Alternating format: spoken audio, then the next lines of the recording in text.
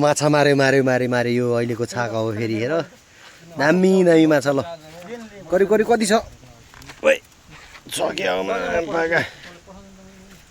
छ होला करिब 1.5 किलो जति होला 1.5 किलो अलि बढी नै होला अझै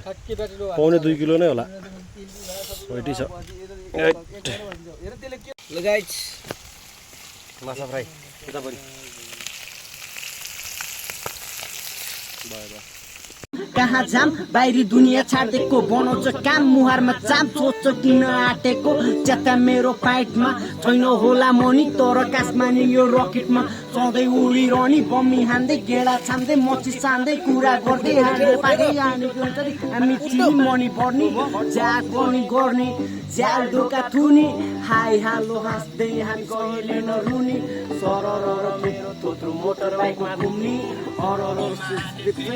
खुसी हुने